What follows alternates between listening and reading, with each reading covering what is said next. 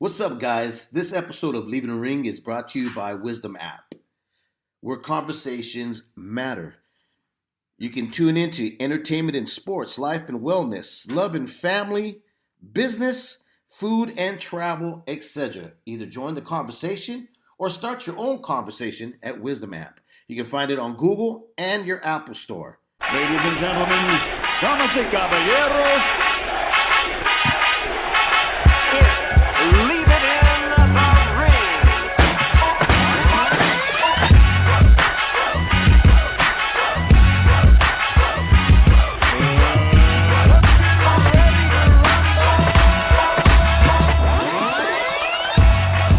Hey, welcome back to another edition of Leaving Radio. I'm your host, David Duenez, with my co-host, Brian Fogg here. And we still got a lot of, catching up to do here, Brian. I mean, there's a lot of stuff still to talk about in boxing that we didn't even get a chance to catch up on last week. We left a lot of topics on the table, man. Yeah, it feels like we got started and then kind of riled ourselves up only to find out we've been on for like an hour and a half. Right. So, an hour and a half of talking, which we normally would do. But nothing. Right. Yeah. We normally do that on our free time. And, then we realize like, oh, shit, we're actually doing a radio show this time here. So we better pack it in because some folks are just going to click stop or mute or never come back ever again after they hear us rambling about things in the world of boxing and off the topic of stuff that we end up talking about and stuff, man. But you know what? I got asked an interesting question, bro. Do you start with beer first before the fights begin, or do you start in the main event? I don't know your ritual. What's your ritual? Like 4 hours before. 4 hours before, really? Yeah, it's an all-day thing. Well, I mean, I look like nowadays it's okay because you're getting like 6 hours of boxing when you get a card. 10 years ago it was just like an HBO boxing after dark. You get like one, maybe two fights. Right. And that's it. True. Then you go to bed. I know. Now it's like it's 11 in the morning. I'm going to sit down in my sweatpants, pop a top, and go for 12 hours. It's great. It's so funny that you bring that up because that's absolutely true with HBO, even with Showtime. Showtime sometimes will give you three or maybe sometimes 4 or 5. So really, it depends, right? But we used to record on VHS. Remember that? Oh, yeah. Okay. Put it in the VCR. So we record it and then go back and rewatch it like 6 or 7 times on the same night while still having some beers and barbecuing. And then because you missed the left hook here and a right cross here and stuff. So you're able to catch up with it. But God, think back in the 90s, early 90s, mid 90s, it was such a tough job for a fight fan to make sure they were up with the current events that was going on in the boxing world, right? The one I always think about is like Joe Calzaghe. Mm-hmm. He fought he was mid-30s by the time he was even fighting on US TV. Yeah. And if that was nowadays, he'd be on like DAZN or ESPN Plus every weekend. And true. And I think a lot of the US fan hate comes from that too, where they're just like they didn't see the guy until the end. Well, I mean, they had no respect for any of the guys who across the pond because they didn't see him. Right. They didn't see him.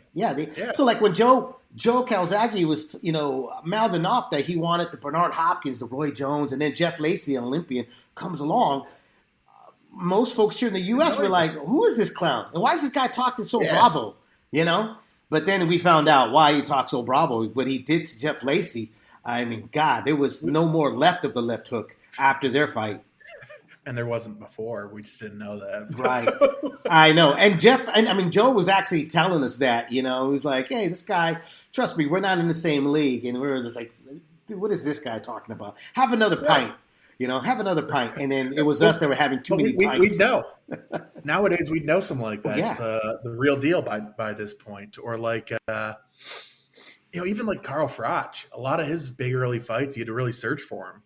He fought Pascal in 2007. Yep. And which is crazy. Pascal's still fighting, but that was a brawl. And it was, I remember it being on some bizarro network that you had to pay $10 for. And just we kind of take it for granted because we're being spoiled now with just stuff on a shitty stream. Also, got to remind everybody it was on a shitty stream, even though you're paying for it. Yeah, even if you were paying for it, it was still going to be on a shitty stream. Or sometimes you didn't even get the fight. You wouldn't even get it. You know, you couldn't log on and stuff. You know, it was troublesome for fight fans back in old times. You know, you got to. I mean, I remember paying the $5 fee to Max Boxing just to read the news or to see interviews that were videotaped by the likes of Steve Kim or Doug Fisher, Rado Rahim, all those guys that Max Boxing at the time. You know, back in the day, back in the day of internet boxing media. But going back with the whole, do you drink before the fights or do you drink just in the main event? All day. Yours is an all day. Mine is like kind of in between. Like I can't start too early, right? Because I like to have breakfast, and nowadays the fights come on really, really early. So I get to have my breakfast, and then I kind of relax. And then the fights that I don't really care for, I end up trying to get some chores in around the house. And then I go off to the store because I'm one of those people that have to buy whatever they're going to barbecue. It's got to be fresh. I just can't have it like the week before and try to defrost it the night before, right? So I go buy the stuff, come back, get that ready. And to me, I don't feel like it's a barbecue unless I got a cold one in my hand. So now I'm having a cold one in between. And then by the main event, I think I'm feeling pretty good, man. I think I'm feeling all right, But yeah, I would say half of the day is when I get it started. Yeah, I can only half into the day. I can only see so many Sergio Mora Truly commercials before I'm like, it sounds good, a seltzer. Now, okay, so what are the selections? Let me ask you this, okay? Are you one of those folks that like to start off with one brand and then by the time you know it, it's a different brand and a different brand, or is it beer and then it leads into hard liquor, or is it the other way around? It's so I'll rotate my beers throughout the day. I'll go get like a craft beer 6-pack and just like pick out singles. Usually by the main event, it's like, it sounds good right now. It's like a vodka Red Bull or a rum and Coke or something like that. And then I'm thinking, oh shit, this main event, I don't remember the last 4 rounds. Like, for all I know, Tank didn't actually hurt his hand last week, for all I remember. That and you got to eat a little bit, and it's just kind of an all day thing. But it's tough now that you have fights starting basically at noon every Saturday. I know we're not used to it. I mean, I'm not used to it at all, and it's something that was on the wish list of Santa Claus for so many years. We used to ask for that, leave the note underneath the tree with some cookies and milk, right? Like, hey, can we have more boxing? Now that we have more boxing, I'm now trying to fit it into my day. And as an adult, right, that has things to do, I sometimes wish I was back in the early 90s or even in the 80s when I didn't have much to do, so I could stay in front of the computer all day, which there was no computers in those times. But yeah, like tomorrow, man. Perfect example. I know, and I got to rush home to try to see Browne versus who is it? Beterbiev, right? Beterbiev, yeah, that's Beterbiev. Yeah, Beterbiev. I already started my drinking already, but no, and that's 10 minutes. and with me, I like to get I would say, I guess it's not fancy, but for Mexicanos, this is kind of fancy. I'll make a michelada, and I put all the ingredients and put the lime, and I take about a good 5 to 7 minutes to get the ingredients to get going and put it all in. But I tell you what. By the time I have about 4 of those, it's like, fuck it. I'm just going to have a beer. Don't put no lime, no salt. Just give me the beer. You know what I mean? Like, I become lazy through the process of what's going down, and the alcohol's finally like kicking into the body, and I'm like, okay, I'm done. Let me just sit here. And then I end up taking the beers out of the fridge because I'm too lazy to get up, and I don't want to miss anything that's happening in those rounds, like I'm not as swift as I used to be when I was a youngster, where I used to run to the bathroom in between rounds and take a piss. Now I got that old man stream where it takes me about 5 minutes. Yeah, I'm like filling up the bowl, and I'm like wondering in my head, I'm always thinking like, I wonder if I can make the toilet overflow. Could I make it overflow? Because it sounds like it's about to overflow, right? Then I finish my piss, and then it takes about another 2 minutes of me shaking off any excess off my, I'll try to enjoy it. That's playing. That's play exactly. And then I come back and try to watch the round. So by all that process, I've already missed like 2-3 rounds. So now I don't do any of that. I try to stay right there, try to stay put. I try to hold it in as much as I can. I know it's not good for your bladder, but I do it. Yeah. Well, that's what DAZN, that's what DAZN in between fights are for, I know. Thank God for like pausing and DVR, all of that stuff that we have. You gotta get a mini fridge in your man cave there. I do, but like I said, my mini fridge is right here. My couch is right there, but still, I'm still like, God, do I really want to get up? Do I really want to get up? That's like 3 steps. I know. 3 steps is a lot, though, when you're just like, I don't want to do it. It's 3 steps too much for me. When it's only an arm length away to grab another one, from the side. I need to get me like a fancy little like ice chest to put right next to me so I can just dip my hand in there. One large step for man. Oh, well, Lomachenko got in the ring with Richard Comey, and it pretty much panned out what we all thought was going to happen, which was, Comey was going to be Comey that night, trying to land the big right, but wasn't going to be successful. And, Loma was going to go and do what Loma does best, which is, I don't know how many times they said this on the broadcast, but his footwork. I don't know what's worse, man, the footwork announcement or Jim Lampley when he was saying bam, bam, bam, bam, bam, bam, bam, bam, bam. Who do you give the award to? Did you get a load of Lomachenko's calves? No, yeah, I mean, it more or less went like exactly as we expected. And you see this with so many of Lomachenko's opponents where, first 2 rounds, Comey was active. He was trying to set up punches. Like 3rd round, he just gave up. Right. He just like looked at it like, what do you want me to do? I can't hit this guy. I can't. I mean, every time I try to cut the ring off, his feet are 3 steps ahead of mine. I'm not. It's just kind of like a helpless thing. Reminds me of the Walters fight, where he just got to that point and he's just looked at it. He's like, dude, I'm done. I got nothing here. The whole narrative of Comey's got heart. They all have heart. Sure. Anybody that steps into the ring has got heart.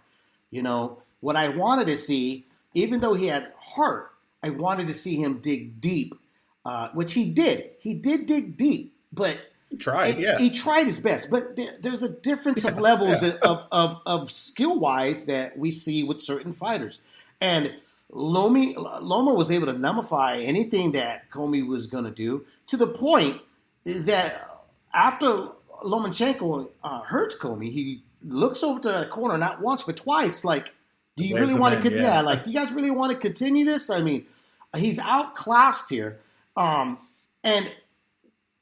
when we hear like, oh, let's get rid of Teofimo's dad, let's get rid of him, blah blah blah. But I think we should be calling for Richard Comey's corner. They should be getting rid of too as well, man. They didn't do a very good job with him.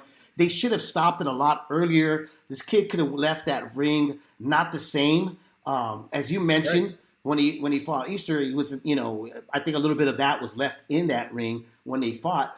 But I sit there and I say, are these guys not watching the same thing that we're watching? Are they not paying attention that, he may not land that right hand? You know what? A lot of that, of whatever he's brought has been kind of beaten out of him. When does a corner go, we should stop this? Or when does the commissioner get off their seat and walk over to the corner and go, hey guys, I'm going to throw this out there. Especially in New York. Right. Especially in New York. But, throw it out. Hey guys, maybe it's time. Maybe it's time for you guys to throw in the towel for your guy and save him, but Lomo, to me, and I even said this on social media, I believe he carried them for the rest of those remaining rounds, letting them reach the finish line. Because I think at any given moment, I think Lomachenko could have got him out of there. Yeah. I mean, he could do anything he wanted. And I would have liked to seen that fight stopped by the corner, by the doctor, by anyone. Right. Especially once you see Comey, he wasn't even searching for a big shot at the end. He was just kind of looking at it like he's just there to take a beating and get out of there. But it kind of, and I do think Loma carried him. It reminds me of Was it Klitschko against Sultan Ibragimov? That's a good example. Yep. Where Lennox Lewis the entire fight was complaining about how Vladimir was carrying him. Yep. And Jim turned to Lennox, and I forget what fight he brought up, and Lennox goes, "Well, that guy was a lot trickier than he looked like on TV." And so, I mean, sometimes it is tricky to just get one of these dudes out of there. And maybe Loma was just, I don't know. It didn't seem like he was holding back that much. I mean, maybe it was Comey's power that kept him honest, but it just felt like there was such a talent difference there. It didn't matter. I think after him dropping him and him looking over, I think Lomachenko realized, you know what, I see everything this guy is throwing. Anytime I, pivot, get around him, his feet are, tangled up. Yeah. I think Loma was able to write the script to everything that was going to happen next in every other round, So that's why I say, I think a lot of us felt that, like Errol Spence Jr. carried Mikey Garcia, when they fought, right? A lot of folks, they felt like he stepped off the gas. He wasn't letting his power carry through. This guy was much smaller. But there's a case you can argue with that, hey, Mikey Garcia was dangerous. He was landing the right hand. But with the Lomachenko and Comey, there was more evidence of Lomachenko carrying him because pure class difference. Yeah. Big difference. It really reminded me of Lomachenko of the early, before moving up to lightweight division, when he was in the lower weights and he was making guys just kind of quit in the room, on the corner where Walters, yeah, right. He to me, he used to play with his food.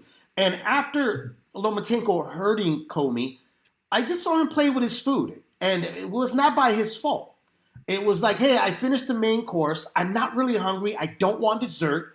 Let me off the table and go play outside. But Comey's corner didn't want to do that. They wanted to keep him there with that plate of dessert. So what did the kid do? He played with it with the fork. So what does this do to the lightweight division then? I mean, I know we talked about the division a lot last week, where kind of a lot of unknown variables, all these young dudes. Right. We know who Lomachenko is at this point. He's like 18 pro fights, but I mean, he's the elder statesman here. Right. You should call. Where do you put him? I would still. Okay, so the state of the game for the lightweight division. If we had to go with the rankings, I still would put Loma. Obviously, you got to put him up there. He's still up there. Kambosos by default. That's what I was going to say. Kambosos by default. You have to give it to him because he beat the man that beat the man, right? Yeah. And we don't know how much of distraction was on Teofimo Lopez's part until he gets back into the ring, and how good Kambosos is. Obviously he had a perfect plan against Teofimo Lopez, and then Lomachenko is obviously still the same guy. Now, so goes to me. I think Kambosos and Teofimo are the ones that are fighting for that number one spot. But sure, if push comes to shove, I'm going to have to still go with Lomachenko because Lomachenko, in my opinion, can beat probably all the other names that we're going to mention except for Lopez at the moment, because it looked like Lopez had his number when they stepped in and fought. Right? I think he's a favorite against every one of those guys. He might even be a favorite in a rematch. I think so too. I think, against Taylor, I think he's still the favorite of all those guys. I think the unsettled score is going to be Kambosos and Teofimo Lopez if Lopez is going to want that rematch if he sticks around at 135 to face him up. Because I know his big plan was moving up to 140 to face Josh Taylor. Who's got a fight coming up, right? But that Kambosos interrupted that party, okay? Just like, and rightfully so. He interrupted it. I like the fact that Kambosos is in the mix now. It makes it even more interesting because it kind of shakes up the division, in my opinion, by telling the rest of these guys, here's a wild card here that decided that I'm going to really play to win. Where you guys want to play, not poker. Right. You guys don't want to play poker. You guys want to play, freaking spade or whatever. You don't want to play the real game, the house game. But my favorite part about Kambosos here too, with your point there, he basically he just like rent an RV and drive across the U.S. going fight to fight. That was great because he's still on got a whole crew traveling with him, like putting on 3,000 miles in a month. Like that's how you do it. He took his show on the road, and he showed up at every one of those fights, and it's just like, I'm here, guys. Let's do it. Come on. Exactly. I don't know if he ever gets one of these fights or when and if anything actually happens, but like kudos to him. He's trying to cash in, and I hope one of these end up in Australia with, like he says, 80,000 fans. We'll see if that ever happens, but I don't see why not. I mean, he's got all the belts. He's got everything on his side. It's time for everybody to you know what I mean, to step up to where he can. Look, he decided to be the road warrior. Like he decided to be Glenn Johnson. Come over here. Where do you want me to fight? Timothy Bradley did the same thing. Went over to England. Fight the best. Right. He did that. He's got all the belts. He's the unified champion. Yep. If you want a piece of that, then you should step up. Come and get because the Australians are going to show up for his fight over there in Sydney, whatever. They're going to show up and they're going to pack house because one of their own did something that they've been waiting for. He went out there and he beat the man. So, in my opinion, I don't think anybody has any negotiation grounds here at all. Now, maybe Tank Davis does, pay-per-views and, the way they're marketing him and pushing him. Maybe he does. Maybe he does. I don't see that one happening, though. I don't see that one happening either.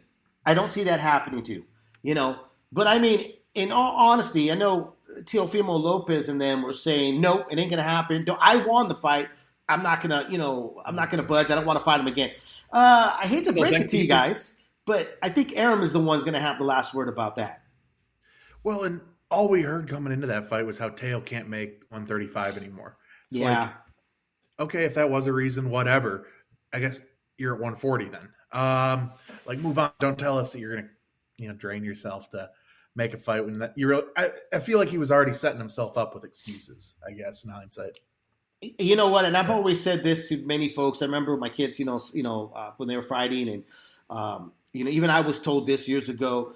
If you show up at the gym and you're like, oh, I'm going to do terrible in sparring today. I remember trainers would be like, well, don't spar, because if you already embed that in your head, then you're going to lose. And it always brings me back to like when Evander Holyfield, the great Evander Holyfield, was being asked by Sylvester Stallone to play in Rocky III as Clubber Lang, and he turned it down because he said, I lose in that fight. I don't want to have a loser mentality. And I think right? And I think that, like you just said right now, I agree with you. I think that Teofimo Lopez went in there talking about can't make weight, really talking about the future, what they're going to do, what they plan to do. And I think they had already set themselves up for failure. Yeah. And I do think Haney Kambosos is a fight that's doable. I would love to see that. Love to see that. I could see we know Haney's going to, get fought in Mexico as a teenager. He'd be first flight out of town, go take that one. Loma, that'd be another one. That could be put it in L.A. or New York or something like that. You're going to pack the house. And there are options this division. I think I know it feels like there's a lot of shit talking and people just kind of staring at each other. Right. But the next year or two, this is really going to clear out. And we're inevitably these guys at some point are going to have to fight. There are just too many of them. Well, it's going to clear out who really wants to fight, because the other two questionable guys out there, which would be Davis and Ryan Garcia, are they going to step up to the plate? Right. Are they going to step up? Is Ryan Garcia going to finally come out of his own shadow to see whether or not if he's really a fighter, or, as Davis has mentioned, he's an Instagram kid, YouTuber. What's wild? What's that? Since Ryan Garcia's last fight, this weekend will be Jake Paul's fourth fight. Ooh. Who's the real fighter here? I know, and he's a real YouTuber. What a real YouTuber. Yeah, he's an actual YouTuber, and he's actually behaving. I got to applaud that. He's actually behaving like a fighter, right? Yeah, he's gotten a lot better. He has. I've seen worse fighters at club shows. He's, you know what? I'd warm up to the kid, for Jake, Jake Paul, right? I've really warmed up to him because a few things. One, like you just mentioned, he's fighting more often than the real guys that actually, became pro to try to accomplish, what all the other greats have done. This kid, Paul, had no business being part of the sport, but saw there's a niche for it, jumped in it, took advantage of it, and he really hasn't dropped the ball of taking advantage of the things that are open and open to be given to him. And he's been doing it, and I gotta applaud that. Yeah, I mean, we know he's nothing special as a fighter, but I mean, he's a good enough athlete. He's learned. He's gotten a lot better. I mean, right. Like I said, I've seen worse professionals. I mean, that's damn faint praise, but like if it's you just saw the him on pay-per-view, another, though. I know, but Brian, people buy it. I know that, but it's just I feel the pain of professional fighters that are like, this guy's getting pay-per-view money already and hasn't done absolutely nothing. You mean you're not buying the pay-per-view to see Jalen Love fight Marcus Oliveira at cruiserweight? No, I'm not. And here's the thing. Like Ryan Garcia, you turn pro to be a fighter, and you did get tons and tons of social media following.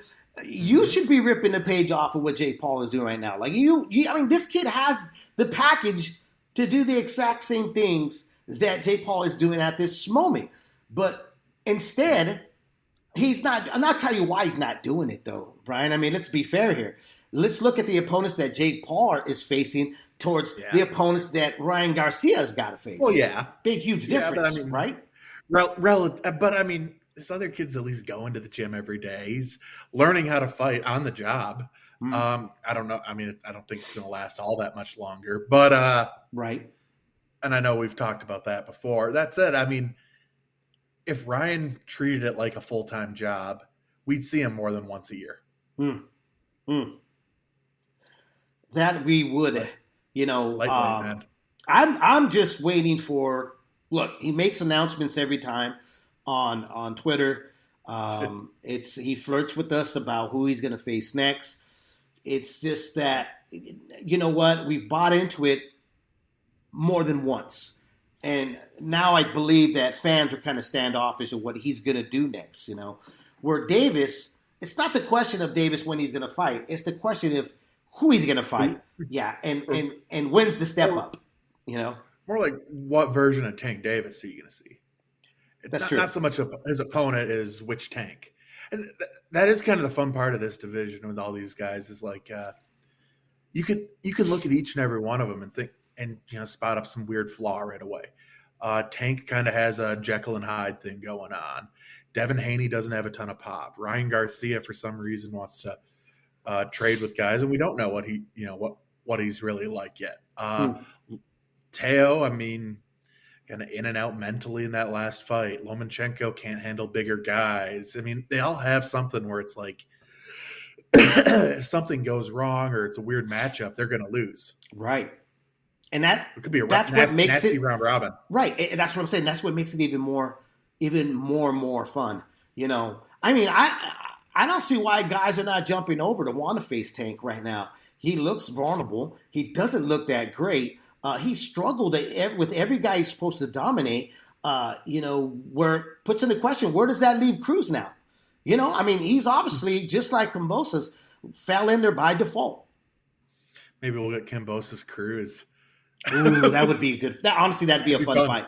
That would be a really fun fight. Yeah, that'd be a blast. I want to, and I think it just kind of settles down with: is Kambosa a Asim Rockman of the lightweight division, meaning that he won the title, but does he lose it in this next fight, or does he really become a true threat in the division and holds on to these titles a little bit longer? Right. I think it depends on how they match them, honestly. Right. We don't know if he's going to be Jeff Horn, kind of a one-hit wonder, or if he's going to be I think another Aussie, Jeff Fennick, that's around for a decade. Right. That's what makes me so curious for 2020. I just want to fast forward to 2022 to see the schedule. Quit waiting around. You're right. Quit waiting around. Let's find out. Kambosos doing that cross-country road trip. Does it go back home, and do they, start lining up the names and check off who's the possibility? Are they back in negotiations to see whether or not Teofimo Lopez does want to have that rematch? Does he want to go have another go around with George Kambosos and prove to us that he had an off night, that he didn't take him serious? Could that be? Or can Kambosos be that guy that just has your number? Because every one of these guys, there's always somebody out there that has your number. Junior Jones, man. Yep. He could be a Junior Jones. And Poison. Yes. He very well could be a dude like that too. That's just you kind of you usually watch him and you just don't see it, and then against a certain opponent, it's like it just meshes up well. Absolutely. What else was last weekend? Last weekend we had Nonito looking like he's turning back the clock again. God, this version of Nonito, man, I really, really love. He reminds me of the version of Nonito Donaire that knocked out Vic Darchinyan, the counterpunching. Just being sharp and staying humble in the ring. Not outside. I don't care about outside, okay? I like you to be humble in the ring. And what I mean by that is this, okay? Remember when he was put on the pound-for-pound list and you had all the media people just jizzing all over this guy no matter what he did. And you saw a glimpse of Nonito out there taking pictures, being a superstar rather than a fighter. That version of Nonito I didn't care for. Okay, I really felt that he needed to be humbled, and the only way that a fighter gets humbled is getting a one-sided beatdown in the ring. And I wasn't sure who could actually get that task done. And by his luck, it was Rigondeaux.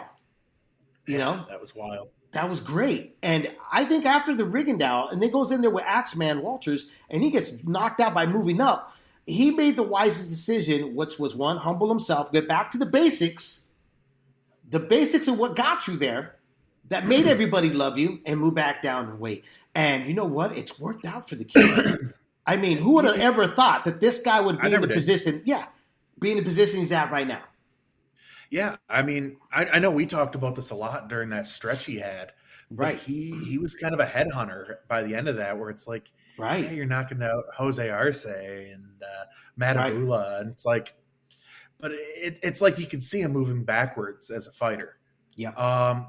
And then getting up to 26, it was that was just too much for him against the top guys. Big time. But I mean, generally, you see a guy drop down 2 weight classes at 35, and it's like, he's going to Chris Bird himself or something here. That ain't going to be pretty. Right. But it was where he should have been the entire time. Yeah. And now as a fighter too, he still has that left hook, that Jesus Christ. But he's setting up his punches again. He's more of a kind of a boxer punching, a little bit of a counter puncher. The guy who fought Darchinyan the first time. Exactly. Instead of the just like kind of the plotting, throw haymakers until you win guy that he turned into. Yeah, he fell in love with his power. He fell in love with his speed. He actually limited himself with just one punch at a time, and he was trying to spark everybody out of there as quick as he could. He really left what he was gifted with. Yeah. The older he's got, the older he's, and I love what he said because it's so true. And in his fight interview after the fight, which I'm trying to remember the name of the kid that he beat, was also a Filipino kid. Garbayo, right? Garbayo, yeah. He said, "I've learned so much more the older I've become," and you could see that he has. Which is, you know what? My best was when I was the counterpuncher. The best version of me was when nobody knew who I was. I was just this little Filipino kid from San Leandro, California, which is about 45 minutes away from where I grew up in downtown San Jose. And that version of him was the one that everybody was like, wow, this kid is special. That takes a pretty high level of insight for a fighter to do. Right. I don't know many fighters that would have the wherewithal to take a step back and say, hey, I'm not doing this right. Yep. and kind of do it on his own. I mean, Yeah. he's kind of. Well, he's got his wife. He's got to give some credit to his wife. Yeah, I'm pretty sure of she course. told him. Rachel was like, dude, Probably. like, you know what? Car bills, house bills are not getting paid here, buddy. You need to get out there and do something. And Do you want to take care of your deadbeat family or not? he's all like, we should come up with a cologne, right? She's like, no, you're gonna do what you do best, is go out there and you're gonna fight your little ass off, okay? Like this honey? guy called the Monster. Let's go to Japan. Yeah. He's like, I don't want to fight Godzilla, you know, but he had to. He looked good this week too, but I know he looked like he always does. But yeah, Jesus. I don't even know what to add to that other than Well, I want to ask you, who do you think? I mean, look, I think that the route they're going to take is go after Inoue again. They want that rematch, and what I've seen, I'll watch the hell out of it. I want to see it. Yeah. So let me ask you, how do you think that pans out? The same as last time. It's going to be a fun fight. It's going to be a blast. He's going to do a lot of really. I mean, he's going to make it interesting for 10 rounds or so. But I just think Inoue's younger, stronger, faster. The kid just punches like a freaking middleweight, and he does stuff in there. I mean, like that highlight I saw on Twitter the other day after his fight here, he had that he had a triple uppercut and he followed it with a left hook to the body. Right. I was watching that like, is this dude playing Fight Night? Like, what's he doing? And he's just so coordinated that it just flows. The kid's all wrong for Nonito. Power. I don't know who gives Inoue a better fight than Nonito at that division. I don't know either. I really don't. But here's my thing. I'll watch it. It'd be a great fight. But here's my thing. Nonito needed the rest. Nonito end up in the boxing World Series, where guys we were supposed to face that were pretty tough. Would have took Miles off of him, but he ended up facing because of injuries or whatever. Not and the other guys, his other opponents weren't able to meet him in the ring. But this last Saturday fight on Showtime, again we saw a mature back to the, in the past Nonito Donaire that faced the Victor Chinian right now. The first time. Where Inoue is still Inoue. Did he learn anything, do you think, new from facing Nonito? We don't know because, see what I'm saying? So I think I'm more invested in seeing a rematch because the fact is I think that Nonito is showing us how intelligent he is in the ring. The IQ is obviously there because you cannot just be preserved you could be preserved and still show up throwing the same type of punches. This guy's been preserved himself, came back to his roots and was able to expose that, hey, I still got the basics, laid down. My foundation is pretty solid. It doesn't have any cracks here. So my thinking is that Nonito comes back and gives Inoue a much tougher fight, and it makes it more tougher than last time. Yes. Yeah. Okay.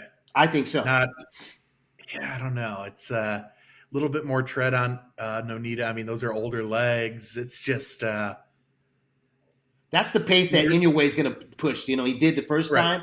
40-year-old fighters at 118 pounds. Yep. Bad history there. Yeah. Yeah. But I'm all for it. I'm all for it because I want to see, is there adjustments? Is there something different that he saw with their first meeting between himself and the monster Inoue? I would love to see that. And I know I've seen some folks on social media that were just like, I don't care to watch it again. I'm just like, damn, you guys don't want to watch shit. That's why you don't like boxing. If you don't it's like, what do you mean you don't want to watch that? I mean, these are great fights. Right. By those standards, man, we would, if Twitter was around, we would have never gotten Jose Luis Castillo versus Diego Corrales. Morales versus Barrera, Gotti versus Ward. We don't have gotten Andy Ruiz versus AJ. We would have never gotten these fights. If Leonard Duran, I already saw it once. Yeah. We would if it was up to the fight fans of the world on social media, a lot of fights wouldn't have happened or been seen because of the negativity and or the naysayers. I don't want to see that. I'm convinced half the fans out there aren't fans of the sport. They're fans of like a single dude or a promoter, which is always weird to me. But Right. or a hater of a single promoter, which is even more weird than being a fan of one. But yeah, I mean, I'm all for the fight. It's interesting. I just don't see how it goes better for Nonito, Right. just based on getting a little older, dude in his prime, and just that's just all that. And I mean, just the image of, okay, this guy already beat my ass once. Exactly. But we never finished the state of the game. Let's go back to the state of the game of the lightweight division. What's your lineup? What's your pick? Who do you put first all the way down the line? And what are the fights you want to see? Okay, yeah. By default right now, it's George K at number 1. There we go. I'll put Loma number 2 over Teo. Okay. Because Teo really shit the bed there. Teo 3, Tank 4, just based on competition. Haney 5, Ryan Garcia. Is he an active fighter? Like, I don't even know. But yeah, I also do think, though, no one in that group did more in the last year to improve his stock as much as Haney. That's why I would put Haney. I would put Haney at 4 wins. I like the list, but I'm going to tell you, mine would be the same thing, starting with the first 3. But my 4 would be Haney. I think he's the most improved, and he's been facing the better oppositions. And then would come. I would have to put the pet bull Cruz, Isaac Cruz. Okay, you're putting him in there? I would have to, because I thought, like a lot of other folks, I mean, he gave Tank the run for his money. Even to the point where a lot of folks either felt that it was a draw or he got the nod. I didn't. I thought that Tank did enough to win the last round, because I thought that Cruz kind of let off the gas on some of the rounds where when he got off a combination, he would back off. Like, he would reset himself to try to get back in the pocket where he belonged. He needed to be in that pocket against Tank. That's where he was that's where he was most effective. Okay, but then I would put Tank behind him, so he'd be on 6. And then Ryan Garcia, even though Ryan Garcia beating Campbell should have really skyrocketed him above everybody, but because it was a huge win. But that fizzled when he decided to say aloha, and that's it, right? It means hello and goodbye. Hello and goodbye. Aloha. Like, no, aloha means hello. Where are you going? The other one. Why are you? He's walking out the door. No, come back. I thought he said he was coming in. Jesus Christ. You know, oh, man. He's like my Jamaican brothers. When you call them, they're like, hello, goodbye. What the no? But trying to sell you something too. Exactly. Yeah. I'm saying Ryan Garcia does try to sell you something every time he says hello, goodbye. You know, I'm coming back. I'm gonna fight this guy. Hey, psych. No love for Rolly in the top 10. God, what is going on with Rolly? Did you see all of that? I mean, look, he had the fight. He had the opportunity of a lifetime. Didn't think. Honestly, Cruz, I believe, gave Tanky much better fighter. Rolly throws punches the way he tries to put sentences together. Just terrible. Where it puts him at now, I don't know. I don't even know what's going on with him. I mean, a few women. Yeah, a few women came out of the woodworks about sexual assaults. They took him off the pay-per-view card, replaced him with Isaac Pitbull Cruz, and you know what? It's been dead silent out there in the Twitter world. I haven't heard anything about the kid, so don't know whether or not he's coming back or what TMT is going to do with him now. He's going to come back in a year under a new promoter, and it's boxing. Some promoter's going to act like it never happened. I know. Look, Adonis Stevenson, who was an ex-pimp, and I believe he even put a woman in the hospital, right? I'm not even sure, if he was able to come back and everybody next to you, they ate it up and they swept it under the rug, and look, even like Carlos Monzon killed his wife. Yeah. Nobody brings that up. Nobody talks about that. They just mention him as one of the top best middleweights of the world. There's some pretty disturbing characters in Edwin boxing. Valero. Edwin Valero, right? Like, right. My God. Yep. But but kind of move forward this weekend then. Actually, it's a pretty good weekend. There's nothing that like, blows me away, but there's a lot going on. Tomorrow, Beterbiev, Marcus Browne. That's fun for as long as it lasts. I mean, how long does that fight last in your mind? God, I don't know. I'm thinking about at least 10 rounds. I think I do think it goes to 10. I think Marcus Browne is going to use his legs. He's going to make his. He's going to try to draw it out. I think he's going to try to make Artur tired. I think it just comes down to this: Artur cut off the ring. Is he going to shorten up the ring by doing that and then cornering Marcus? I'm not sure. It's really hard to say. What do you think? I think that goes 5 rounds. Really? Yeah, I mean, Browne's been down a few times. Yes. Against, Pascal put him down 2 or 3 times. I'm pulling up Boxer to see who else has put him down. Yeah, but Pascal's speed and awkwardness is really hard to counter it's a and weird get away dude from. Weird dude to fight. I wouldn't even put that in the equation of this guy being dropped because Arthur's nothing like Pascal. He's not that fast. He went down against Lennon Castillo. Okay. All right. Let's see who else here. He went down against Hot Rod. And these aren't guys that you think about having that lights out power. Right. I don't know how much power, but Beterbiev kind of has that slow thudding. My God, it's really hurt. He's got power. No, Beterbiev's got some real serious light heavyweight power. He definitely does. I don't know if Browne has the footwork, the speed, the kind of just the boxing IQ to keep a guy like Beterbiev off for 12 rounds. He's got to bring two things to the table. Although I think he's got to bring his legs, which I'm with you. I don't think his legs are going to be that conditioned unless that's what they really train for. But I think that tying up is going to be essential in this fight. He's going to have to tie up Beterbiev every time that he sees Beterbiev starting to load up. Stink out the joint, man. Yeah. That's his way to victory. That's it. The other part of Beterbiev, it's kind of hit and miss with him. Like he's had a few, his last outing. Right. It was kind of like I don't know about phoned it in, but sort of like this is the guy that everyone's afraid of. I think he gets bored in there, though. What do you think? Yeah, I think it might be sometimes they get, some fighters they tend to get bored. They're like, geez, this is not the fights that I'm looking for. These are not the fights that are going to make me marquee. These are not the fights that are going to make me get the Canelo money, that's the other part. Right. Now that Canelo is sort of, kind of, not really with PBC, but kind of talking to him or whatever's going on there.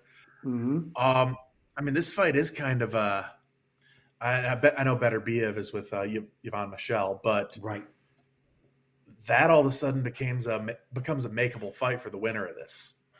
Right. Where you're in anyone from 160 to 200 is in the Canelo sweepstakes now. Right. So you look great in a fight like this and against an opponent like that, or you look bad maybe. Then all of a sudden you're front row seat to get that payday of a lifetime.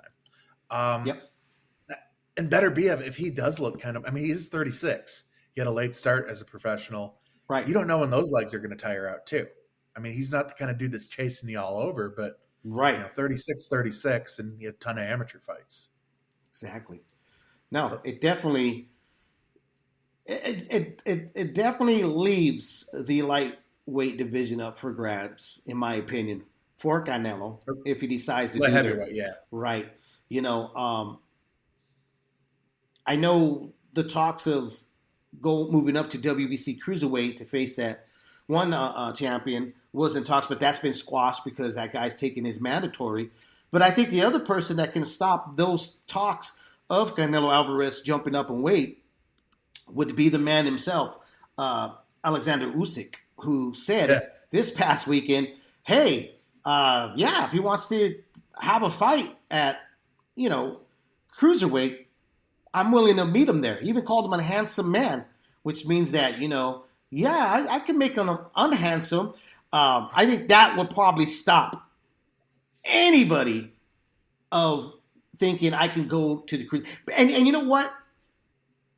After him getting unifying the 168 division, people have been, and we're going to answer some questions that have been emailed to us, and even on Twitter, somebody on Twitter asking us a question. We'll answer them when we're kind of done with the content we're bringing up right now, the subjects we're bringing up right now. But some question was like, Dave, guys, who kind of gets you up now for Canelo, for you to want to see Canelo face? Like, who else is out there to get us up as fans? To say, hey, this is the next big thing for Canelo, since he's kind of already washed through everybody at 168. And some folks were like, David Beterbiev, like there's still kind of questions in the air about that. If that fight I definitely would watch it. Yeah, but is he the threat? We talked about this last week here, though, Brian. We have said, look, unlike Morales and Barrera and Chavez and Sanchez and a lot of other Mexican greats and, De La Hoya's, he doesn't have that nimbus. He doesn't have that one big everlast mountain to climb, that could really put him over the top. Yeah. Right. Fighting the unified champion at cruiserweight, which would be Usyk, that would be something. It's Breedis now. I mean, it's Breedis, but come on, he's the guy that unified it, and he Usyk's left. The guy. Yeah. He's the guy. Breedis didn't beat the guy. He didn't beat the man to be that man. Right. I mean, it's a blast, but it just doesn't sound real. I know. What's he gonna do? Fight Tyson Fury and then come back and fight Canelo? Look what Tyson Fury said about Usyk. He's like standing next to him. He looks like a middleweight. That's kind of what Usyk would be saying about Canelo Alvarez. Literally a middleweight. He literally is a middleweight. But man, I don't know what Canelo fight gets me excited like that's your legacy fight. Other than doing some crazy thing with cruiserweight. I mean, Benavidez is a good fight. Andre, Triple G. I mean, those are all, even Beterbiev. That's a hell of a fight. Or Bivol. Bivol. Beterbiev. Those are fascinating fights. Yeah. But I mean, those still aren't 20 years from now. You're thinking, I remember that night he did this. Look, the shocker though was 168. Let's say that. Yeah. Here's a guy that started at 135 to 140. 135, right? Or 140. All the way to 168. Looks like a monster at 168. Okay. Mm-hmm. Is he facing monsters at 168? No. Let's be honest here. Really. Even Benavidez, David Benavidez Jr. Good looks fighter, great. But not a monster. He doesn't look like a monster. Yeah, he's not the scariest. Good fighter, not a monster. Exactly. Callum Smith, real good fighter, not a killer. Right. Not a killer, but getting in with the likes of Usyk, that's a different type of monster. It's a different type of lion to tame at a cruiserweight division. If he was to make that drop, I'm all for that. Sign me up. I'm Take for my the money. Kubu fight, man. I'd be all over that one. I want to see Don King put on a pay-per-view again. So glad to still see that there's Don King fans out there waiting and salivating for him to make a comeback. I'm all for chaos. Right. I'm here for the shit show. I'm here for the circus. He's not even the worst guy in boxing anymore. I mean, we got heroin kingpins and Richard Schaefer made his debut with Swiss Bankers, Nonito. Nonito Donaire. And you know what? Nonito's got the right man behind him to get him that anyway fight. I tell you that though. I think he could get that rematch. That'd be kind of cool. Yeah, absolutely. Well, on Saturday as well, across the pond, you had Conor Benn get in the ring and blast out Chris Algieri. Knocked him out cold, showed everybody he really does mean business. Now he's talking about coming to the States, making his debut here. He reached out to the problem Adrian Broner and says, hey, if I don't get Adrian Broner, give me Mikey Garcia. What's the other name that was thrown out there? Danny Garcia. Give me any one of those guys for the step up here at the U.S. for my debut. What do you think about either one of those names that Conor Benn is talking about? And then at top of that, what were your thoughts about Conor Benn's performance over Chris?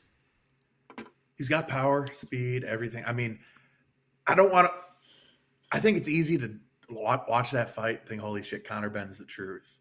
I also think it was a good time to fight Chris Algieri. I mean, Chris is 36, 37. He's been semi-retired for 5 years. Good boxer, but he was never really a monster, even at his best. No, never seemed to be able to get out of that cage. Yeah, I still waiting to get someone to let him out of that cage.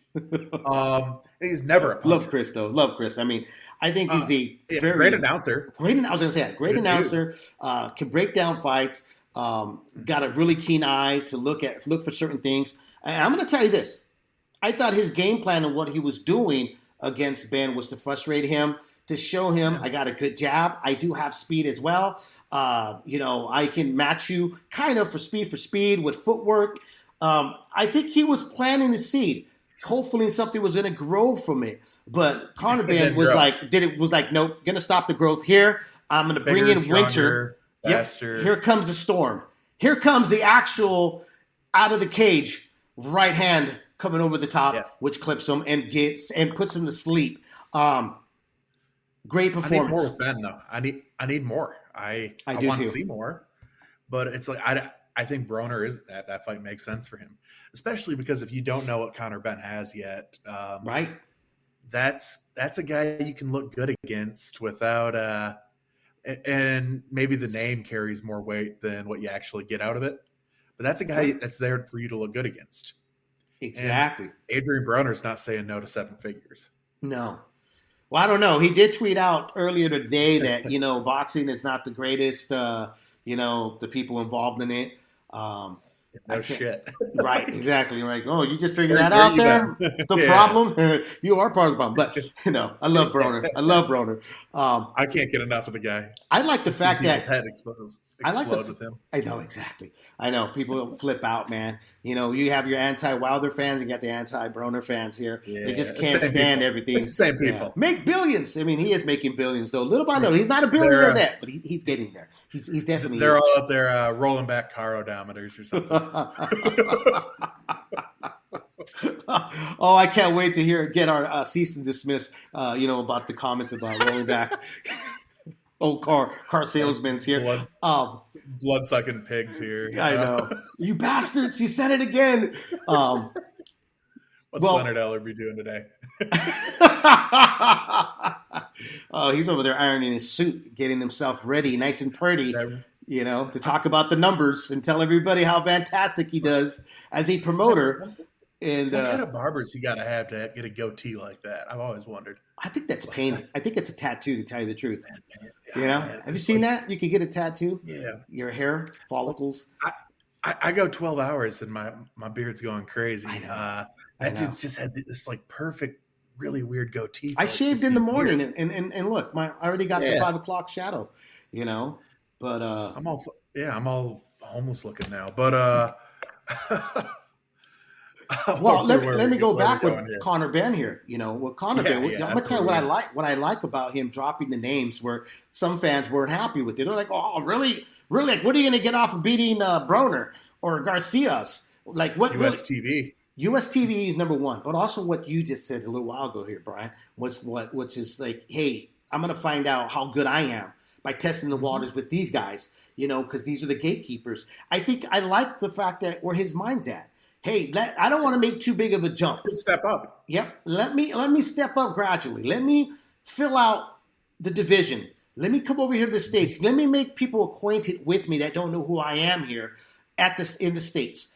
I like that he's bringing up 3 names that are very credible and he knows that he's going to put asses in the seats. Broner definitely still brings a crowd because Broner, honestly, he's not really in a bad fight. It's not all, he's not been known to ever really be in a bad fight. He comes not just with his mouthpiece, but has his punching output have been reduced. Absolutely. His little body frame. Something weird always happens. Something weird always happens with a kid, okay? You still got Mikey Garcia, who just came off a loss. He was saying, hey, listen, we had some problems, couldn't make weight, or etc. I forgot everything, was eating too many tortas and quesadillas, whatever the case was with Mikey Garcia. Mikey still got something to prove, okay? Then you got Danny. Danny's never in a bad fight, okay? He's never. I still thought that he gave a great effort against Spence. He was landing his right hand. He just couldn't. The old saying in the sport, if you ask trainers, is the famous saying is like they can't pull the trigger. Freddie Roach said this about De La Hoya before he got in the ring with Manny Pacquiao. He can't pull the trigger.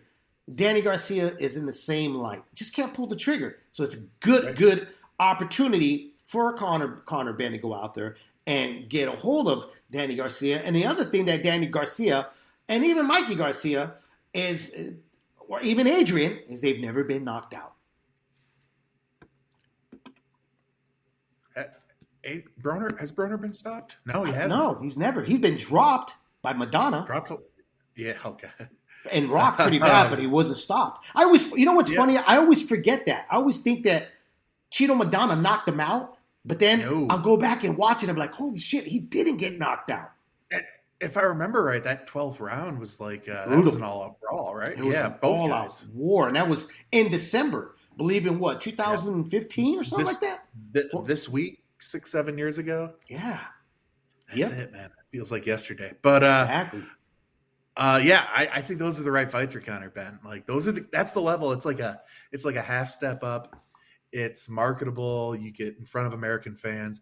It sends a message that your goal isn't to just, fight around the UK and kind of mid-level European fighters that are signed with the Sauerland brothers.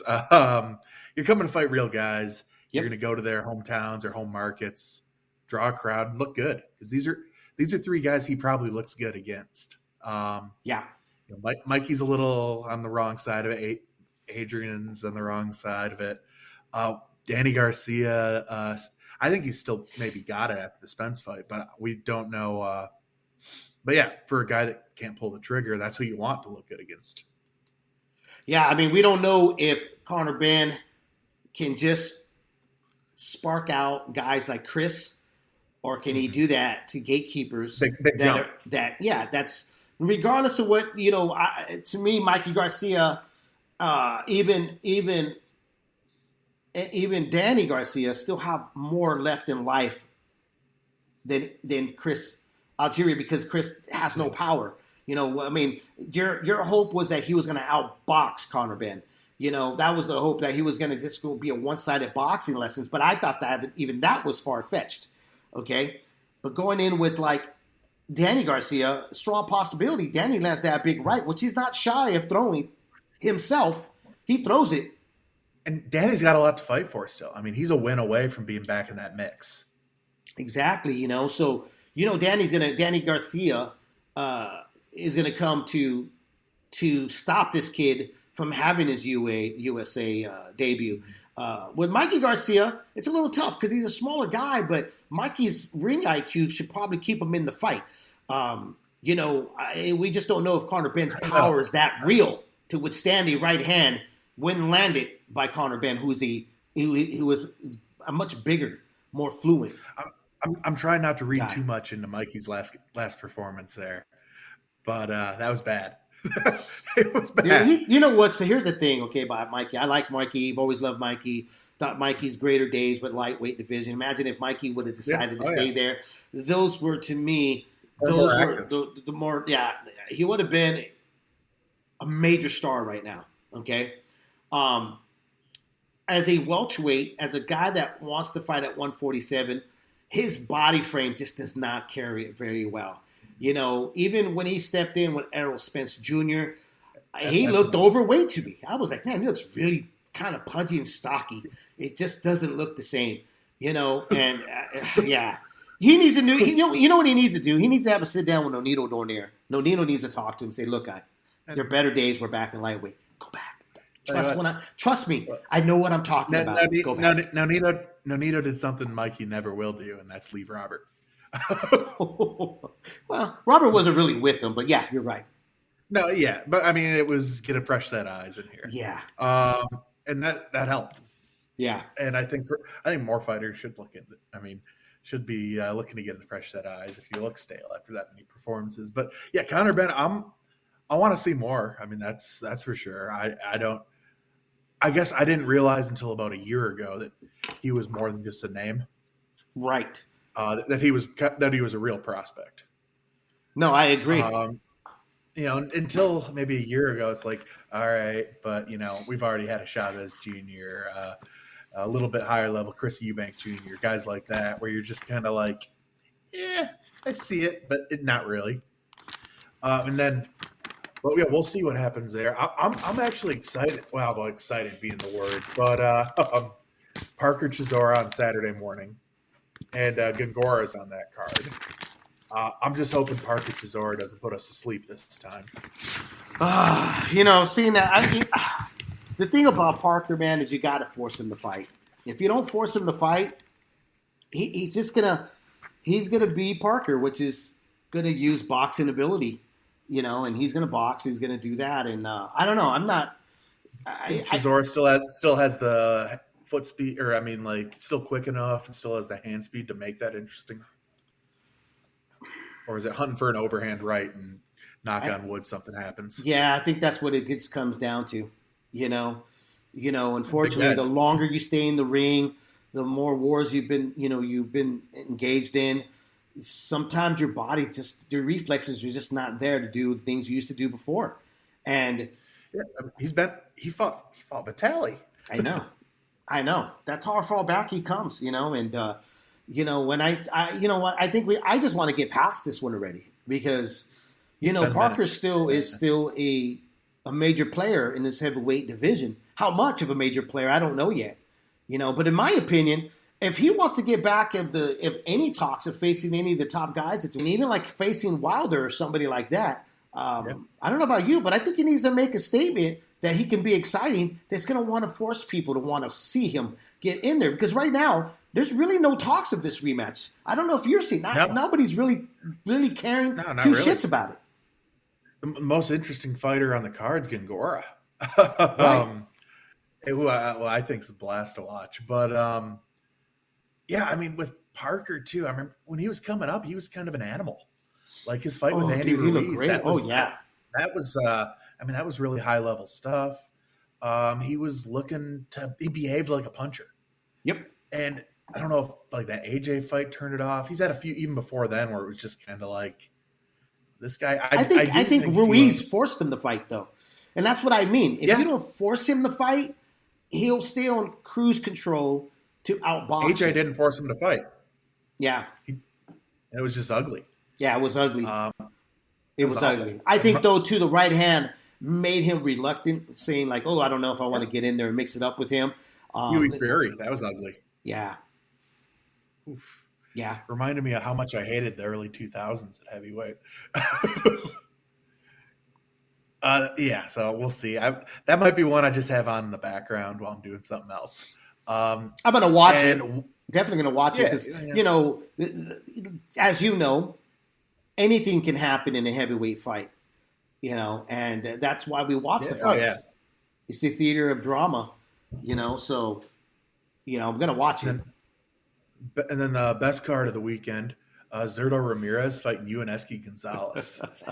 He said eventually it is going to be a fun fight. That's a blast. I don't care. I get that both guys really aren't that great.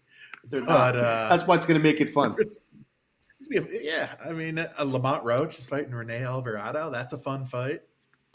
That's about all I really care about on that card. But Zurdo feels so pressured, when bringing up the name Alvarez, Canelo Alvarez, or what do you think? He's only a corner around the corner. He's good. And he's like, but I think that fight will eventually happen. I hope not. It's just Golden Boy knows they want that fight. They gotta cash him out. They gotta cash him out. You took him off of Top Rank's hands, which Top Rank was happy to wash their hands from Zurdo. Have him. Matter of fact, let me pay you. World champ. We don't even want him. Matter of fact, let me pay you to have him. Exactly. Undefeated world champ, and they're just we really don't want him. Yeah. Take him, please. Zurdo Canelo fight in Guadalajara, put it in the Chivas Stadium, that's 70,000 people. That's a fun time. That has to be that has to be the end goal of him, right? It would be the biggest. Yeah, I think it would be a major event. It'd be a major event where 80% of Mexicanos that will go to this event won't even know who Zurdo is. They'll be like, oh, he's Mexican? Oh, shit. I thought he was a Puerto Rican kid that Canelo was getting in the ring with, Right. Man, 6'3". I thought he was Cuban. Yeah. How come I never heard of him? Definitely Cuban. Doesn't have any power. Wait. That's the neighborhood kid that walks around here? I thought he was a basketball player. I thought that was the primo de Sebastian from Fora, but yeah. Right. His fat cousin, yeah. Terrible. No, this weekend, with Unesky Gonzalez, that's a fun fight. Like, he's going to throw bombs. He's not, he's probably 45 years old, the Cuban fighters, but I'm all over that. Like, that, there's going to be some bombs. I guess Unesky's coming off a win over Tommy Carpensy. Oh, wow, he had 3 years off in there. Okay, that's why they picked him. Right. Didn't realize he had 3 years off in the middle of that. Right. And then Lamont Roach and Rene Alvarado. That's a fun fight. Yeah, we got some fun fights this week. Mm-hmm. Yeah, Rene Alvarado's the kind of dude that he can even make Lamont Roach fun. I like Lamont, to tell you the truth. I don't know if it was you or somebody was telling me they didn't care for him, and I was like, why? I can't be the only one. Really. I don't think so. I think Roach comes out and he fights. It's maybe I'm just thinking back to his fight with Herring that just stunk. Right, it did. That one did. It really did. But I think I like the kid who lets his hands go. Look, he's not going to be one of the marquee guys. I think he's just one of the fillers. But I like watching some of the guys. Yeah. Oh, yeah. Come on. Anybody can win a bout nowadays in boxing. There's so many bouts out there. It's so hard. There's trophy appreciations, Thanks for participating trophies, and boxing. You're showing your age. I know. I know. Then the other one here that's kind of interesting. Well, Sinisa Estrada is on the card, and so is Marlon Esparza. Not fighting each other, so I'll keep moving. I'd love to watch them fight just over and over again. Like, I just don't understand why we need to.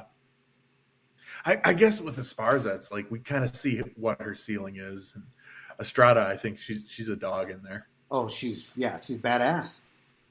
Yeah, so, she's badass. Yeah, and Esparza is. I know, but let's see. The one that Katie Taylor should be fighting is going to be on underneath your boys card. Amanda Nunes, she's going to be fighting on the undercard of Jake Paul and Amanda Serrano. Yeah. Amanda Serrano. Yeah, yes, I said right. No, I said Nunes. No, oh my God, Nunes. Yeah, my bad. Thinking Serrano, MMA, man. Yeah, I know. Whew, jeez, almost lost it there for a moment. But yeah, she's going to be on there. I'm hoping that fight eventually, materials, because that's a fight that it was supposed to happen about a year ago, remember? But the COVID had other plans for it. Pre-COVID, wasn't it? Right. They were like working on a date or something, and then it was, here comes this virus. It's killing. Yeah, the virus is like, hold up, beep, beep, pump the brakes here. We're going to stop any of negotiations, and they went off their separate ways, and there was a lot of hype for it. Now, yeah, I don't know if there's that same type of feel for that match, but I'll tell you what, I want to see it. That could have headlined a big card too. Could have. And with Taylor, she packs the house in the UK. Absolutely, I'm all for it. New York, she brings a great crowd. Yeah. So yeah. New York, an Ireland Puerto Rico fight in New York City. That would have been a blast. Absolutely. Put it at the Garden. What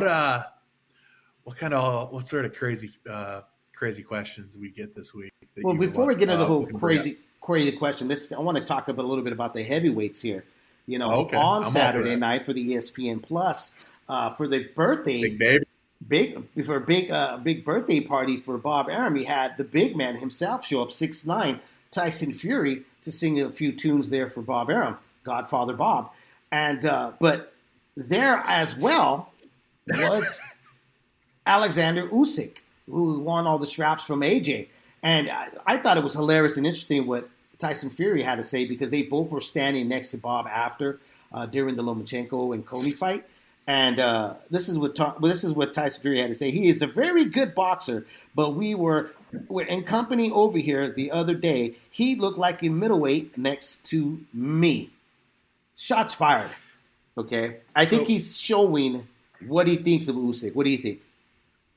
First thing, on a scale of 1 to 10, how sober was Tyson Fury? I don't know. I would have to say 9 because he got up there in the mic, man. He's just way too comfortable with that mic, and he gets to start singing away. And that dude was on a bender. Like, reminds me of Smokey Joe. Dude, he reminds me of Smokey Joe when he does that. Like Smokey Joe, I remember getting him on Leaving the Ring. Rest in peace, Smoking Joe. Getting him on Leaving the Ring, and you couldn't get a question answered by him because he would start off everything with a song, and it was like, Joe, what about this? Oh, my loved one. It was like, oh shit. And I think that's where Fury's going to be, man. By the time Fury hits 50, 60 years old, you're not going to be able to ask him anything because he's going to be singing his way through all the answers to your questions and stuff. But Joe Louis was a Vegas greeter. They're going to move Tyson Fury in the old Elvis room. I think he'd do great too. Yeah, how you doing there? How you doing there, little lady? Your seat's over here. Very much. Thank you very much. He certainly dresses like he belongs in Vegas. Yeah, he does. But no, I don't know if he's trying to play. I mean, he's trying to play mind games with Usyk. I mean, that's who Tyson Fury is. He's a goofball, but I think that's what he's doing. He's trying to size him up. And do you really want to get in the mind of Usyk, though? I mean, I just look at the guy, and he's like those one of the dudes you can't look in his eyes. You know what I mean? He's just like, he looks crazy, but you can also tell he's got a great sense of humor. You see some of the shit that he tweets out and puts on Instagram, and he was even on TikTok for a short bit. Yeah, he seems like the kind of dude you can't phase. He's just like, hey, I break you. It's like, I bet you will. You do a prank on him, he laughs with you. He goes, oh, hey, I'm going to have to kill you later. I'm going to have to strangle you to death. Okay. In Soviet Russia. It's like, he's not the kind of dude that's just going to get phased by something like that. It's going to be a hell of a promotion, when and if and someday when that happens. Oh, I know. But, first, you never know how much Tyson Fury is thinking through things before he just does them. He just does it. Come on. Everything he does is just like, it's impulsive. He can't help himself. Boom. Right. I'm going to dress up like Batman. I'm going to dress up like Batman and just show up to the press conference and just start. How long do you think it takes to get a Batman costume for a 6'9" guy? It didn't even fit him, bro. Come on. It didn't even fit the guy. He's like high waters from I don't know when. With like literally the end of his pants were like right over his knees. But like fishing waders or something. He doesn't care. That's what. I don't understand how you cannot be a fan of Tyson Fury. First off, okay, or either one of these guys. Yeah, it's great. Usyk is a different type of goofball than Tyson Fury. Tyson Fury is like silly. I think Usyk is just goofy. Like, he doesn't mean to be goofy. Yeah. He's just goofy. Like, he's funny. He's one of those dudes. You're not laughing at him. You're laughing with him. Yeah. Like all top five guys in the heavyweight division, they're all a blast. Yeah. Like Baby, dude. How about Baby? All in on Little Big Baby. Little Big Baby showing up like a pimp of the year. Yeah. Boy, that was a great interest. Exploded. He fought a sack of potatoes, but I'm all here for it. He's a heavyweight with fast hands. Yeah. Bunch of power. It's like, let's see what happens. I mean, they're moving him up slowly, but I love the fact that they're moving him slowly, though, because it lets him every 2 months. Right. But it also lets the people see who he is, for number one. He's showing personality, number two, and it's building them confidence. I think what happened a lot in boxing, and this is like the question from most folks, like what happened to the American champions, the heavyweight champions, or what happened to the heavyweight division? Well, everybody was in a rush to try to replace Mike Tyson. Remember that. Because people forget about Lennox Lewis and even Klitschko's. Vladimir. They forget that these guys were running and they were kings of those eras. Right? They were great champions. But you ask USA fans, they don't know who the hell either one of those guys were. Okay?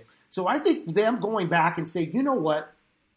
We need to do what we used to do back in the club cards. Let these guys gradually build. Let them get there because none of them have that medalist pedigree to bring to the table that's going to attract U.S.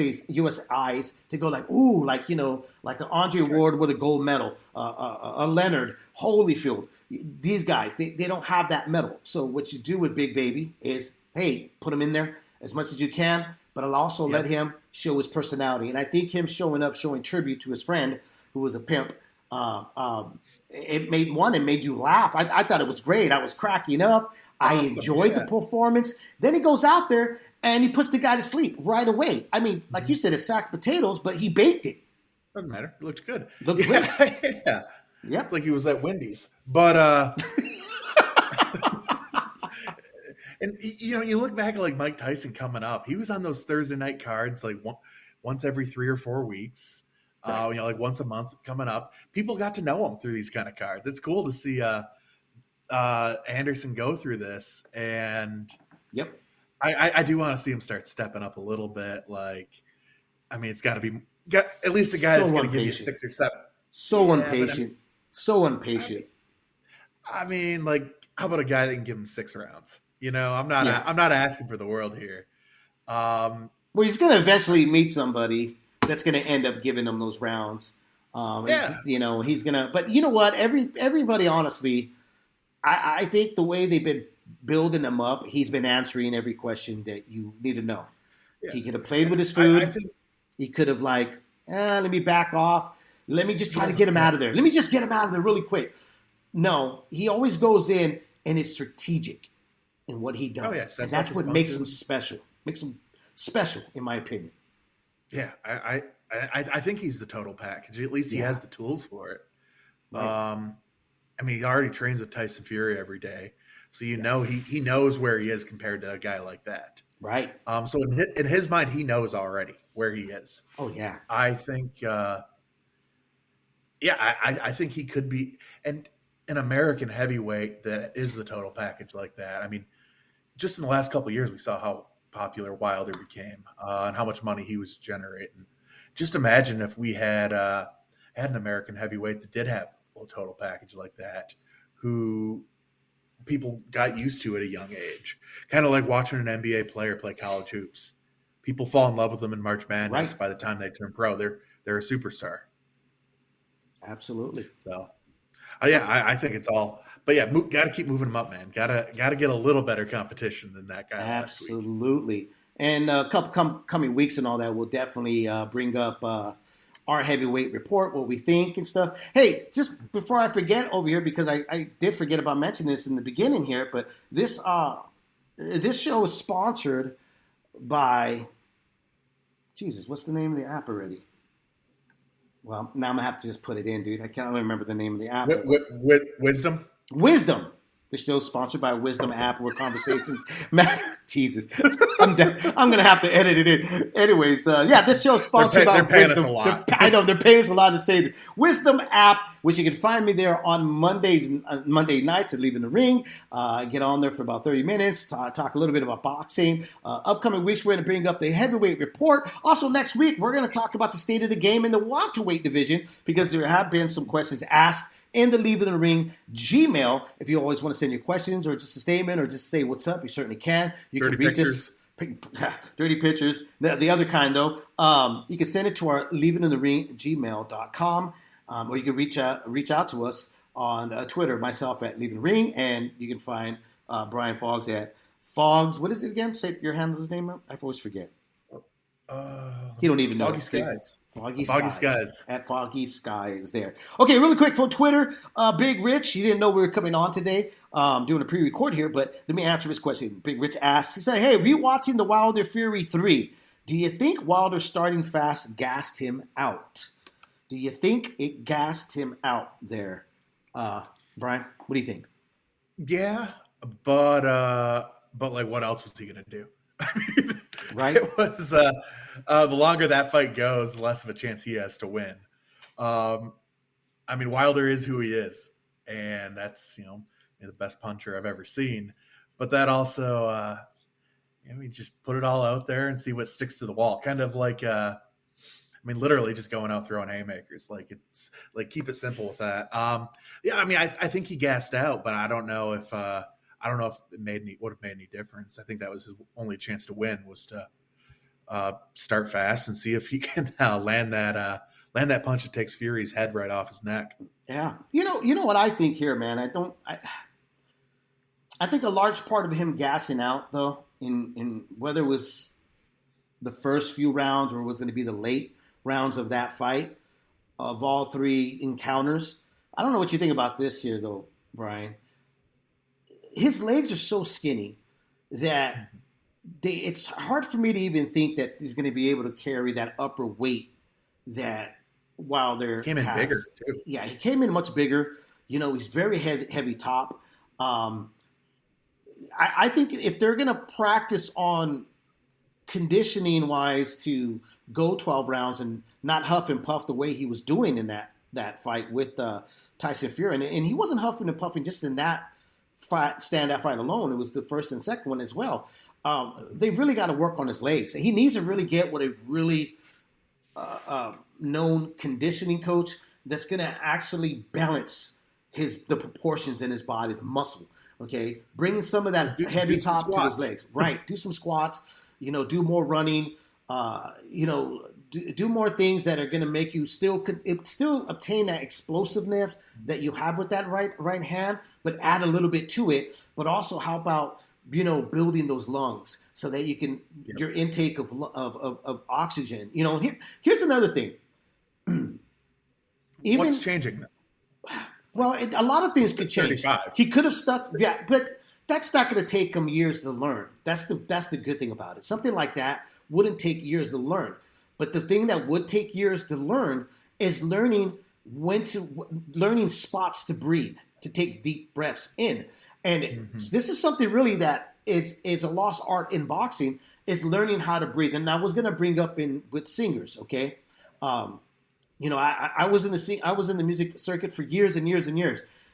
And singers, even rappers nowadays would tell you there's truth to this. That's why you get a singing coach, a breathing coach, because you got to learn how to take deep breaths in between certain things if you're going to sing or you're going to, have a long drawn out, speech or anything like that, right? You got to learn when to pause and take a deep breath and reserve it and then let it go. Same thing in boxing. You got to find those little pockets to breathe. And Wilder could have probably sustained that game plan he had in the first 3-4 rounds that I thought it was a good game plan, which was it interrupted the flow, the movement of Tyson Fury by going to the body low. If he was able to, one, have better leg conditioning, and two, learn when was the right moments to take a deep breath, when to take a deep breath and take it back. I know we're 13 years into Wilder's pro career, but right, it feels like every time we talk about him, it's still, if only he could learn this or change up one thing. It's like, the guy's been a pro for 13 years. I mean, like some of these things, it's like we still look at him as such a project, and he is such a project. But he certainly is. And it's like it's just bizarre to me how Wilder as a fighter is hard to explain to me. He's another guy that needs to go to the Nonito Donaire boot camp. Nonito Donaire needs to start a boot camp and stuff. Man. Bring all the guys that don't want to face the mirror, look at themselves in the mirror, need to show up at somewhere in San Leandro, California. I think is that where you're still living at? In the Bay.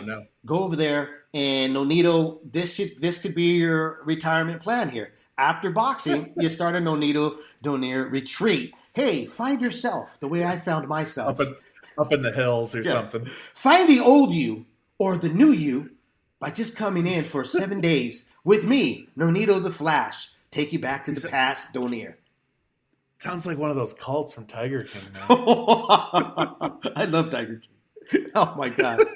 I love that stupid show. It's so great. Oh, no. I binge right through it. It is. It's fantastic. Oh, but it's man.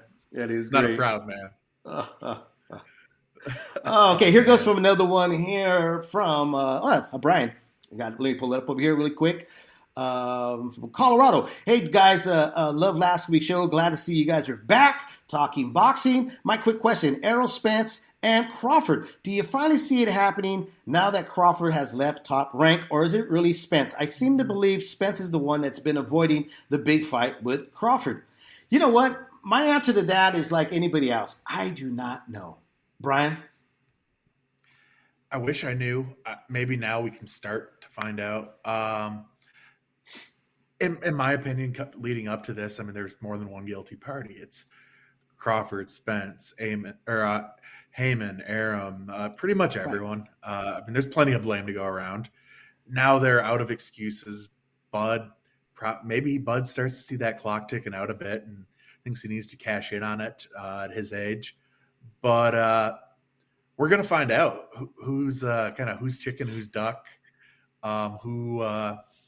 maybe it's neither of them. Maybe it was the promoters the entire time, and the two of them are just kind of looking at each other, waiting.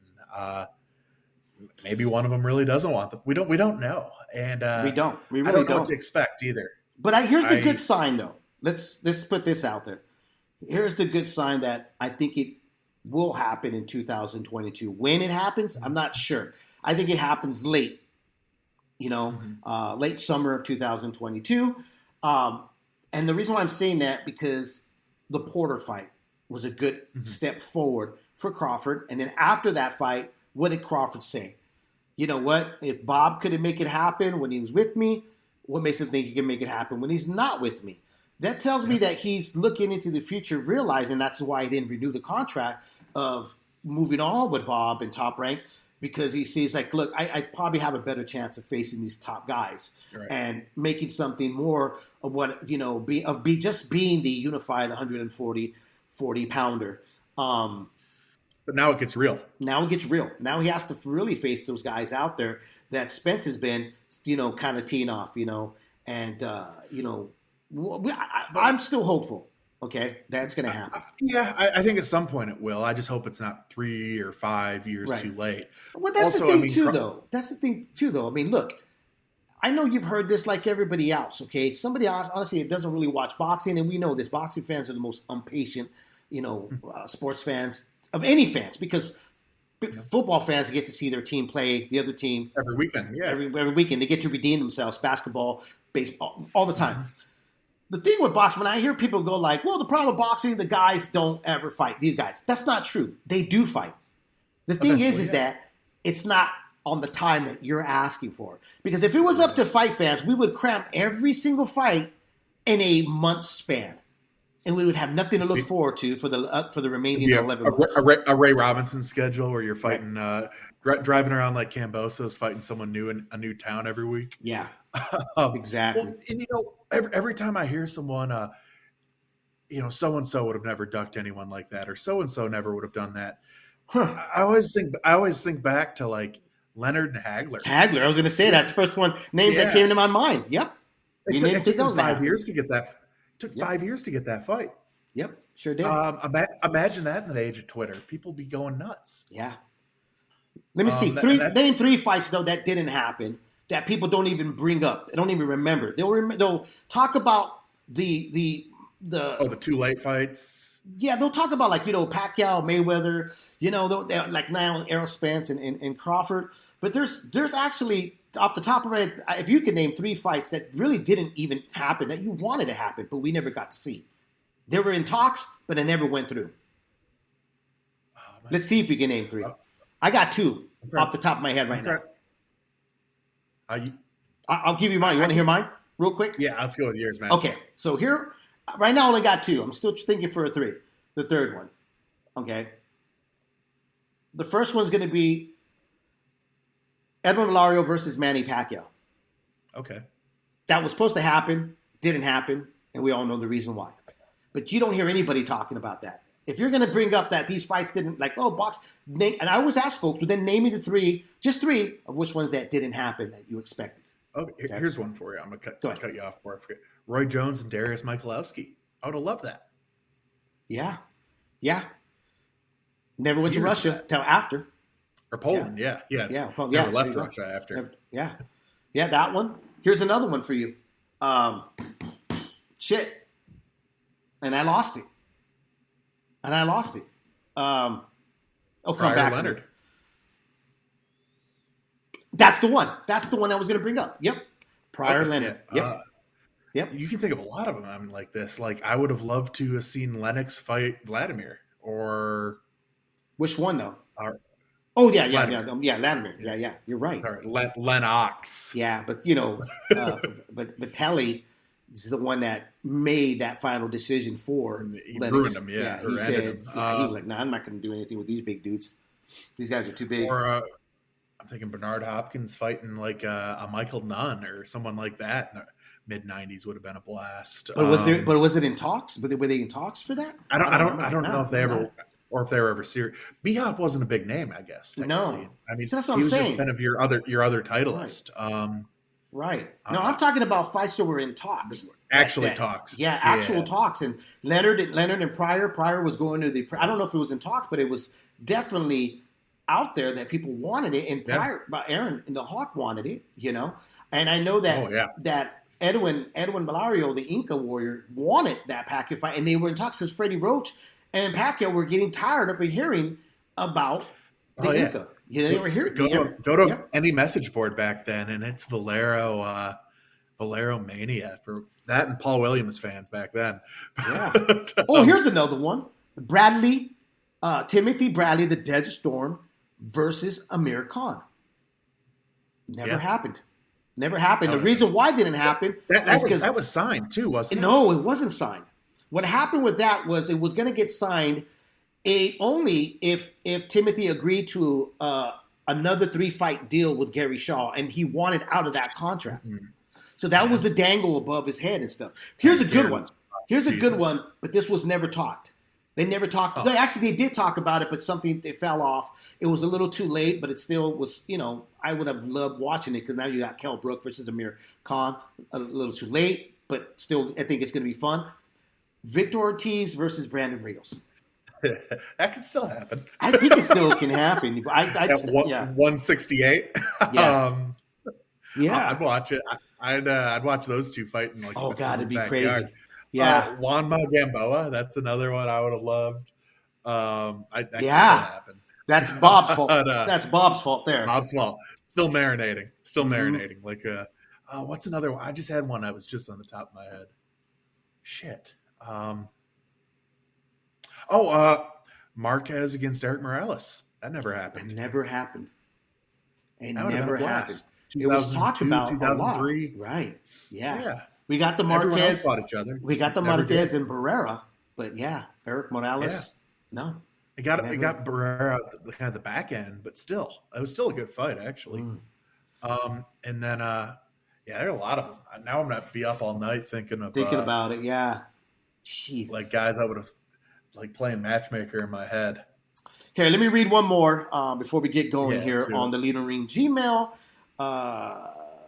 Kay Green from Salinas, California. That's not too far from me. What's going on, Green? This is his thing. Hey guys, love the last week's episode. Agree with you guys about the Four Kings.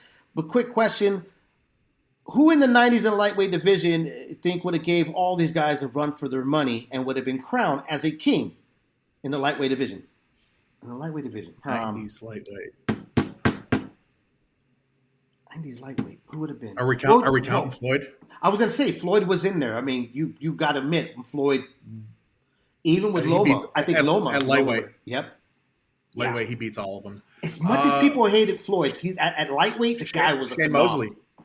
Shane Mosley at lightweight. He was a killer. 32 wins, 32 knockouts. I think both of them take out all these guys. Yeah. And Mosley does it in a way that's just like brutal.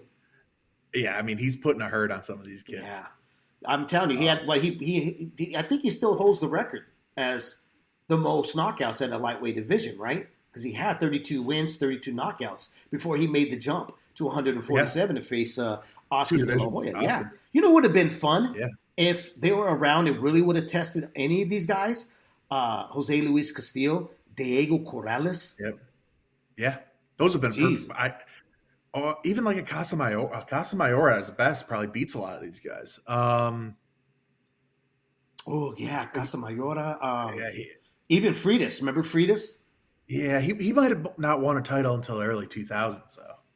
Was it early 2000s? Maybe same with Castillo. Fuck, Castillo still might be fighting. But, yeah, that's right, because Corrales and Castillo, they fought in 2005. It was 2005 in May. In May. Yep. But yeah, I mean, Corrales Mayweather was in the 90s, I think. I think that was no, it wasn't in the 90s. Is that 2001 or something? Probably because De La Hoya and Trinidad was in 99. 99, yeah. Oscar at lightweight. I think he beats most of these guys. Yeah, that's right. So you know what? Corrales and them wouldn't even. You would have to take him out of the equation. I think we have 3 lightweights that are better, maybe that are better than all of the guys we have right now. Definitely. Because I don't. Oscar. Well, look, Loma can't make the jump to 147. No. At all. And these are. Teofimo Lopez, we don't even know yet. I mean, I don't know if Timo is that big to make a jump to 147. I think all three of those dudes make him look bad. Yep. You know. Well, let's think about this. Like what Shane did, he made the jump from lightweight to welterweight. And with the help of you think so in that first fight? You think so? I know the second fight, he got popular. Yeah, second fight. Well, I don't know about the first fight. I don't know about the first one. Because in the first one, man, that was such a phenomenal fight against Oscar. Yeah. He let his hands go. I mean, really let his hands go. Speaking of a guy who was conditioned perfectly in that fight, though. He was. God. That was the best version of Shane Mosley. Every time he got tired, gassed a little bit, and he'd just come back harder. Yep. I mean, that's a guy learning training to be in shape, not just training to train. Dude, that was perfect. Him and his dad were the perfect duo in that fight. His dad had the right words to say, and he had the right attitude, Mosley, coming out there. You know, and that's so when I rethink this question here that was asked by K Green and Salinas. We got off here. Yeah. Well, I think the criteria for us is like the guys in the lightweights were just. I think it's proven that they were just from a different piece of cloth, because a lot of these lightweights would jump. These are Hall of Famers. Yeah. I mean, most of these guys probably beat Arturo Gatti and Ivan Robinson and Tracy Patterson. Like they beat those kind of dudes. That's true. And those are guys who are kind of on and off having titles. Macho Camacho, where's he going with these dudes? Well, he was by the mid 90s, he was at 47, I guess. Right. But Meldrick Taylor was at 40. But like that kind of era, dudes. Yeah. Yeah, it was so different. I guess I could say it's really tough for me to even make the comparisons because they're not even, well, Loma's almost, you can't say anything. I think Loma's solidified who he is at the lightweight division and down, but he's at the end of his career. His best is, I think he's in. So you could judge him. I can't put him as one of the best lightweights of all time. I don't think he is. Okay. But going with Tio, Ryan Davis, Kambosa is just kind of, worked his, blue collar his way into the division by beating the man, but their careers are not over yet. I still got, they're all young. They're all young. They still got to show me, what they can do and then what goes on from there. But anyways, I hope that answered your question, bro. I don't know if we answered it or what, because it's kind of a tough question. Yeah, I think we did. Yeah, because I'm even confused now. Really confused. We answered with we don't know. We don't know. I just got a notification from Wisdom, the Wisdom app. Oh, really? What they tell you? Yeah. Hey, that wasn't really wisdom. What you guys were saying right now, that was confusion app. Yeah. All righty, guys. Well, telling me to share wisdom with some people. Share wisdom again. Share that wisdom. My God. We got a couple other ones, but we're going to save them for next week. And we'll be back on next week here on Leaving the Ring. This is me, your host, Dave Duenez, 97 Rough. And you can find Brian Fogg, my co-host, at Fogg Skies on Twitter. Hey, this will be up. Clips of the show on the Leaving the Ring YouTube. You can find us on iHeart, iTunes, Pandora, Apple Podcasts, FM Station, whatever platform you have on your phone, you can find us one way or another. Until next week, guys, you guys have a great weekend. Don't drink and drive because you will spill your beer. Ladies and gentlemen, damas y caballeros,